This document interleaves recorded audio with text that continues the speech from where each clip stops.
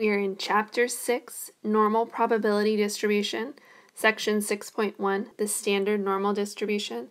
Because the total area under any density curve is equal to 1, there is a correspondence between area and probability. First one that we're going to look at is uniform distribution. And this is a continuous random variable that has a value that are spread out evenly over the range of all possibilities. So there's a graph here, and it says if some values are between A and B, then your uniform distribution is going to be a rectangle, and it's going to be split up in certain intervals. And that height of the rectangle is found by doing 1 over B minus A. And the reason why is because when we talk about area, and the area under the curve is 1, if you were to multiply these two, the height times the length, you would be able to get an area of 1. So we have an example on here. It says the reaction time x in minutes of a certain chemical process follows a uniform probability distribution with x between 5 and 10. So first part says draw a graph of the density curve. And so since we have our time down here, and our time is only going to be starting at 5, so 1, 2, 3, 4, 5, so starting at 5,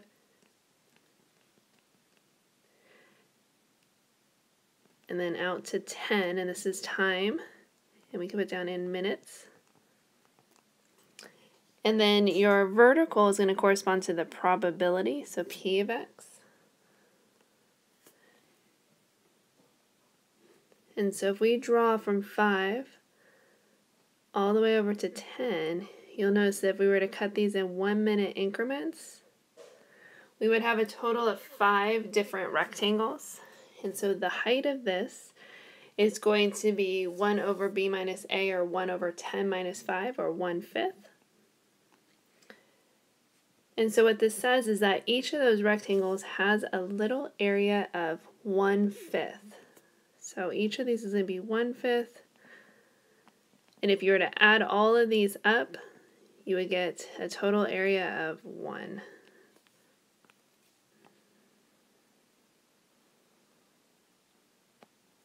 So the first question on here says, what is the probability that the reaction time is going to be between 6 and 8 minutes? So this is going to be the probability that we are dealing with a value between 6 and 8. And we are talking about time here, and time is a continuous random variable that we are dealing with, since it is a measurement. And so between 6 and 8, that would be 1/5 plus 1/5, or 2/5. Part C says, what is the probability that the reaction time is between 5 and 8 minutes? So starting from 5 and adding up 5 to 6, 6 to 7, 7 to 8. So the probability that we are between 5 and 8 minutes would equal 3/5.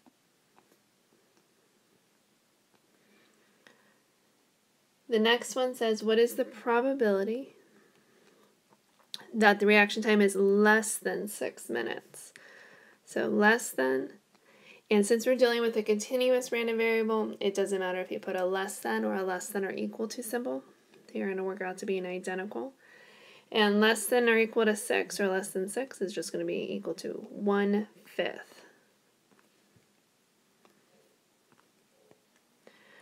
So we see uniform distribution sometimes, but not as often as normal distribution. So normal distribution is the one that's more common for us. It says if a continuous random variable has a distribution with a graph that is symmetric and bell-shaped, then it's going to look along these lines, and we've seen this already in previous chapters. And in the middle of our bell-shaped curve is going to be our mean. I'm going to use parameters to go ahead and label this. And you go out 3 standard deviations each way. And this was dealing with that empirical rule that we saw earlier. And so we'll say sigma, 2 sigma, and 3 sigma. And then the opposite direction would be negative sigma, negative 2 sigma, and negative 3 sigma. And since the total area under the curve is equal to 1, since this normal curve is symmetric, that means that this half of it and this half of it would have an area of 0.5.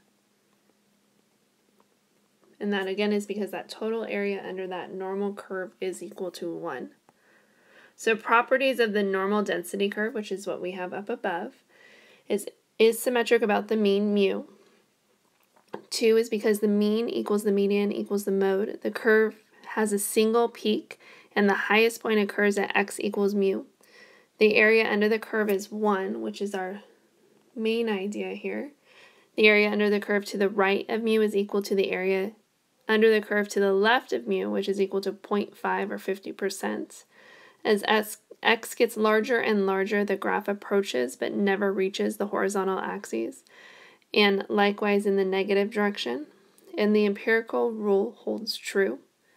Down here at the bottom, it says the distribution of x, and this is again using my open math, is going to be x tilde n for normal, mu comma sigma. The next example says the lives of refrigerators are normally distributed with a mean equals mu 14 years and a standard deviation of sigma equals 2.5 years. Draw a normal curve with the parameters labeled. So we're going to go ahead and draw our normal curve.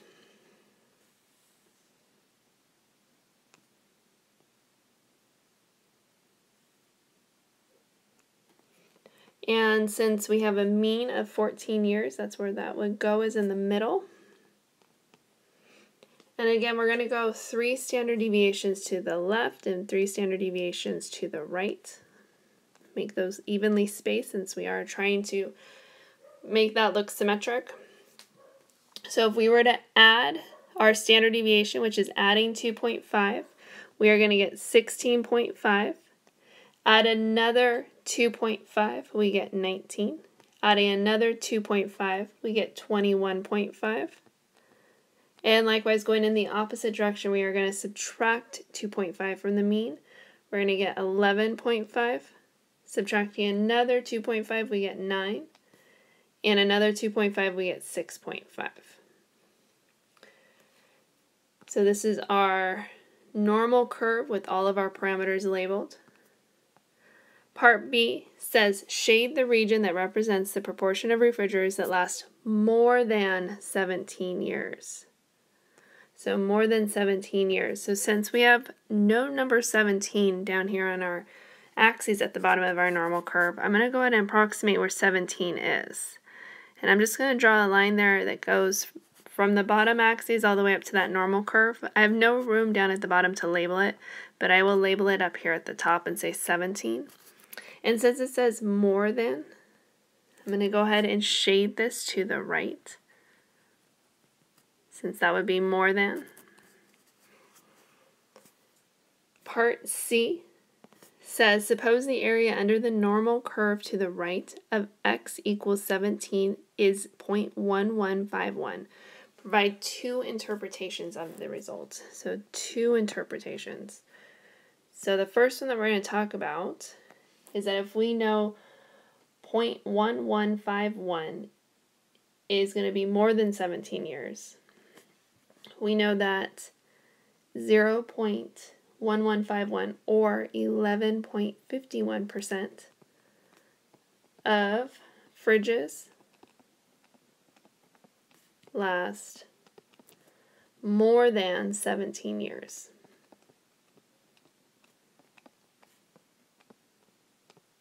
And that would be the first interpretation.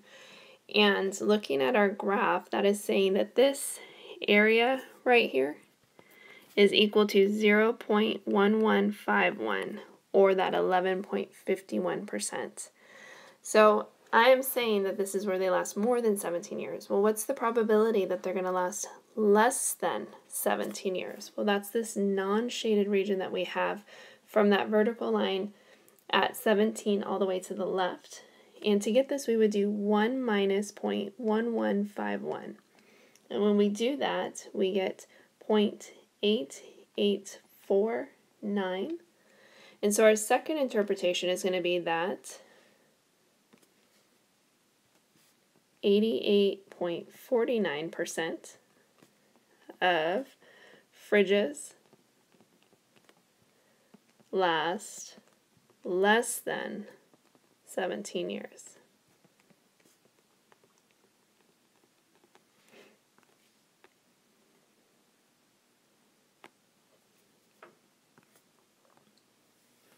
So table A2 provides all areas under the normal curve less than a given value. In order to make one table be applicable to all data, we must standardize the random variable. This means we must convert our random variable to a z-score. This is what we talked about a few chapters ago. The random variable z then is said to have a normal distribution. If you guys remember from z, a standard normal distribution has the following three properties. First one is going to be that the mean is equal to 0. The second one is going to be that the standard deviation is equal to 1. And the third thing is going to be that we find our z value, or our z-score, from taking x minus our mean divided by our standard deviation. And remember, this was used to compare apples and oranges. And so for us, this is going to be used to convert everything to a standard measuring system, and then being able to use that in all the stuff in the rest of the semester. So since our mean is 0, I'm going to put 0 in the middle of my normal curve, going 3 standard deviations to the right, 3 standard deviations to the left. And since our standard deviation is only 1, it makes it easy to add and subtract 1. And remember, 99.7% of our data should lie within 3 standard deviations of the mean. And the area under this curve is still equal to 1. So z-score is, again, what we saw earlier, is the distance along the horizontal scale of the standard normal distribution, corresponds to the number of standard deviations above or below the mean.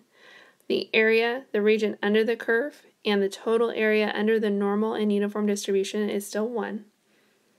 So then we can use table A2, it's in the textbook, to find the area to the left of the value of x in the distribution of x.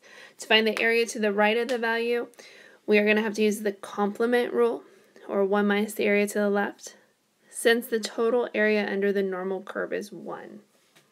And it's very standard to round our z-scores to 2 decimal places in order to use that table. Steps for finding the area under a normal curve by hand. So we're going to start off by drawing our normal curve. We're going to convert our score of x to a z-score. And then we will use our table A2 to find the area to the left of that z-score. So that's using the method by hand. In order to use the calculator, steps for finding the probability of a normal random variable with a TI-83 or 84 graphing calculator, we're still going to draw a normal curve and shade the desired area. Then we're going to go second vars to normal CDF. And again, that cumulative distribution function is what CDF is standing for. And your normal CDF is going to have a few things that you are going to have to enter in. The first one's going to be your lower bound, your upper bound, and then we have our mean and our standard deviation. And there's a few little notes down here. And because those graphs go on forever to the right and forever to the left, if it's shaded forever to the right, we put 1E99, and forever to the left would be negative 1E99. And that E is not the alphabet letter E. This is standing for an exponential. So we have, if you look on your calculator, there is a comma button, and above that is an EE, and that's actually the button that we will be using in order to do this. So we're going to go ahead and try these next examples using this calculator method. And so the first one on here says determine the area under the standard normal curve that lies to the left of z equals negative 0.43. So the first thing that we are going to do is we're going to go ahead and draw our normal curve. I want you guys to realize too that it says z, so that means it's a standard normal curve, and that means that your mean, which goes in the middle, is equal to 0. And since my z value is negative 0.43, that means that that's going to be on the left side of 0. So I'm going to go ahead and put that in. So I have negative 0.43. And it does say to the left, so determine the area to the left of that standard normal curve. So I'm going to go ahead and shade to the left of this value. So I'm looking for this area here, which also corresponds to a probability or proportion or a percent. So I am asking you guys to find the probability that z is less than negative 0.43.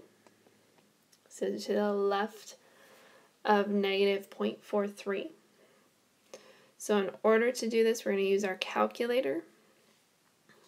We're going to go to second vars down to Normalcdf. I'm going to go ahead and hit enter on this.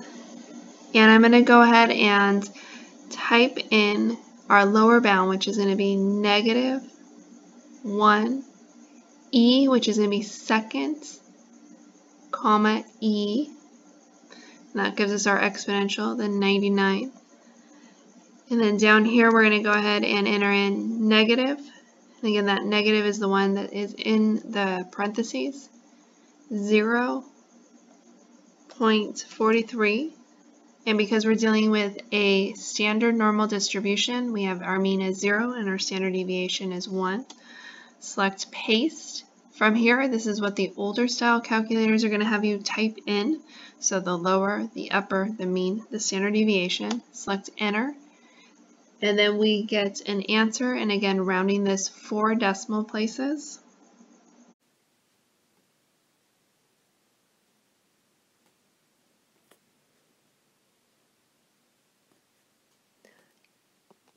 And again, the answer that we got from our calculator was 0.3336.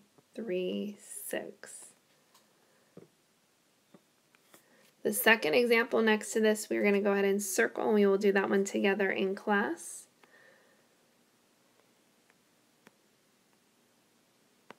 So sometimes we want to find the value of a normal random variable that corresponds to a certain proportion, probability, or percentile. Steps to finding the value of a normal random variable by hand. Again, drawing your normal curve. Shade the desired area. Use your table to find the z-score corresponding to that shaded area and obtain the normal value by rewriting that z-score formula to be an x equals formula. And then we also have how to do this with a graphing calculator. So go ahead and give that box a star. So first thing is you're going to draw your normal curve and shade the desired area. And then we're going to go second vars and go to number 3, which is inverse norm.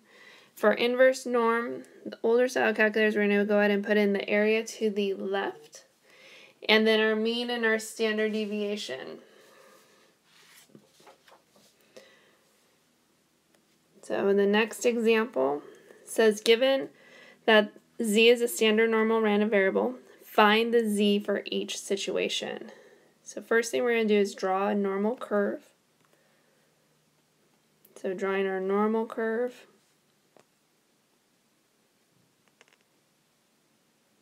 And again, it does say that z is a standard normal random variable. That means that your mean is 0. So go ahead and put 0 in the middle. And this says the area to the left is equal to this value of 0.9750. So I have to go ahead and think about where I would put my line for z. And I would have to put my line somewhere over here on the right, pretty far on the right too, because it says the area to the left of this z value down here. So if you were to shade this whole thing to the left, it's going to be equal to 0.975. And that's pretty close to 1. So it's most of that graph is going to be shaded, which it is, if it's far to the right of 0. So this is asking for us to find z, using the fact that this shaded area here is 0.9750. So we're going to use our calculator in order to do this. We are going to go second vars, and we're going to use inverse norm. And the area that we have is going to be, I'm going to put the area in the left, which is 0.9750. If you have a newer calculator, it actually allows you to select if you want it to be in the left, the right, or the center. I'm going to go ahead and use left because that's what an 83 or the 84 that is not the newer one is going to have the way that it's going to be written. Our mean is going to be 0 and our standard deviation is going to be 1. Because this is a standard normal distribution, selecting paste, and again selecting enter, and we get a value here. Again, we are going to round this 2 decimal places for our z value, so 1.96. From the calculator, we got z is equal to 1.96.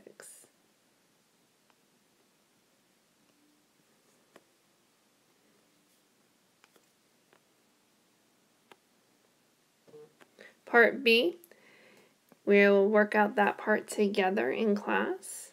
The next part that we have down here is called a critical value. And a critical value for a standard normal distribution, a critical value is a z-score on the boundary separating those z-scores that are significantly low or significantly high. We have some notation that you're going to be seeing. It's going to be z sub alpha. This is going to be a z-score with an area of alpha to the right. So again, that does say to the right. And so the next example that we have says, find the value of z sub 0.025. So in order to do this, I'm going to draw my normal curve. And again, this is a z value, so that means we're dealing with a standard normal curve. That means we have a mean of 0.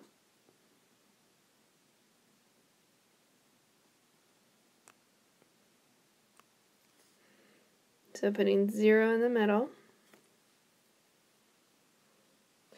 And again, that 0.025 is going to be our alpha. And so alpha is equal to 0.025. And this is going to be the area to the right. So this is the area to the right. And this is a small area. And so if you notice, since it's a small area shaded to the right, your value needs to be far over here on the right side. So I'm going to go ahead and call this z sub 0.025. And again, that shaded area here is equal to 0.025.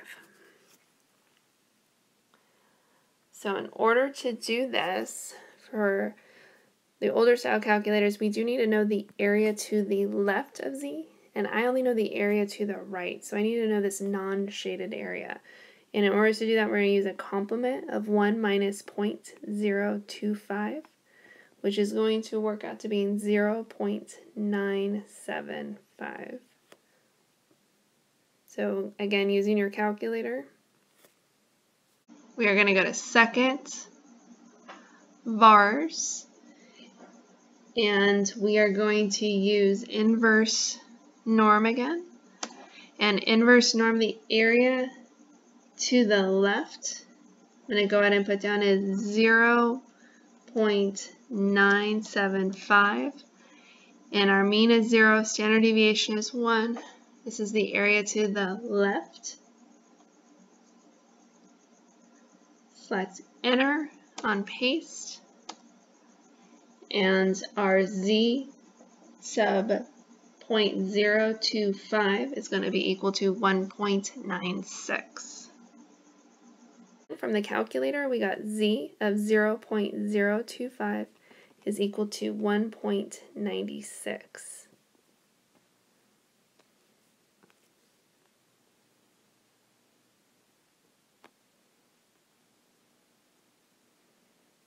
The next example says assume the random variable x is normally distributed with a mean equal to 50 and a standard deviation equal to 7. Compute the following probabilities and be sure to draw a normal curve with the area corresponding to the probability shaded.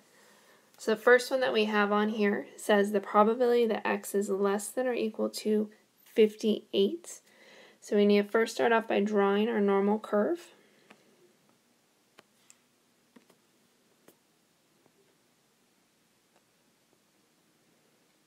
And since we're not dealing with the standard normal curve this time, we know that our mean this time is equal to 50. And in this problem, it's asking for x is less than or equal to 58. So put 58 on your graph. 58 would be over here to the right of the mean. And it does say less than or equal to, so I'm going to go ahead and shade less than or equal to, which would be to the left. And so we'd have to use our calculator in order to do this and use Normalcdf. And Normalcdf, our lower bound is -1e99, our upper is going to be 58, our mean is going to be 50, and our standard deviation is going to be 7. Select paste, enter, and this is going to give us the probability that x is less than or equal to 58. And then from the calculator, we get that the probability that x is less than or equal to 58 is going to equal 0.8735. Part B says find the probability that x is greater than 65. So again, we're going to draw our bell-shaped curve, our normal curve. The mean is still 50, so I'll put that in. 65 is really far to the right here. And since it's greater than, we're going to shade to the right. And again, using your calculator and Normalcdf. Second vars, Normalcdf. Our lower bound is going to be 65. Our upper is going to be 1 second, comma for that exponential, 99. Our mean is 50 and our standard deviation is 7. Paste, select enter again, and this is going to give us the probability that x is greater than 65. And again, that answer from your calculator is going to be the probability that x is greater than 65 is equal to 0.0161.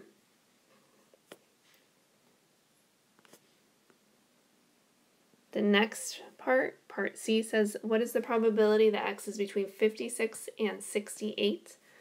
So in order to do this, we're going to draw our bell-shaped curve, put our mean in the middle, which is 50, and we have two values this time. We have 56 and we have 68. So this is saying that x is between these two values. So we're going to shade that area between. So again, using Normalcdf. Second vars, Normalcdf, our lower bound is going to be 56. Our upper bound is going to be 68. Mean of 50, standard deviation of 7. Select paste and enter. And this is the probability that x is between 56 and 68. And from our calculator, we get that the probability that x is between 56 and 68 is going to be equal to 0.1906.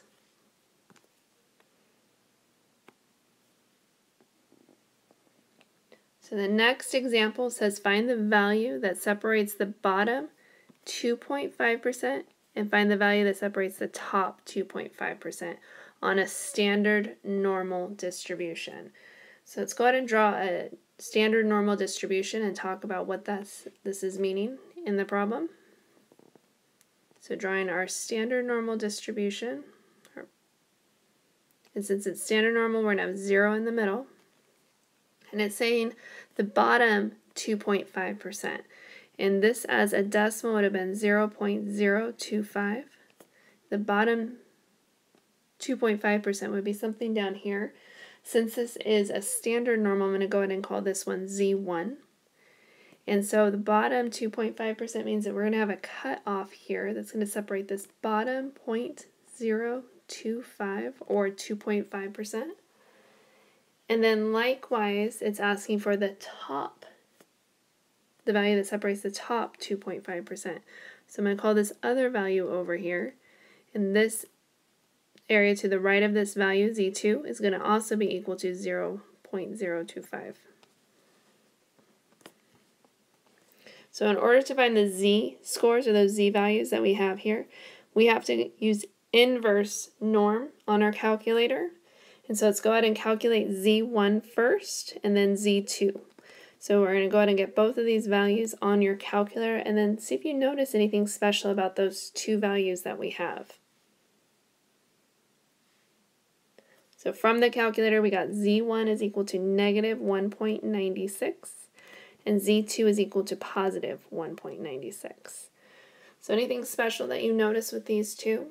They are the same value except for one is negative and one is positive, and the reason why is because a normal distribution, that normal curve, is symmetric. That was one of the characteristics about the curve. And so since they are both separating the same percentages on the left and on the right side of the mean, those values would be identical. Except for, again, one being negative, that's the one to the left of the mean, and one being positive, the one to the right of the mean.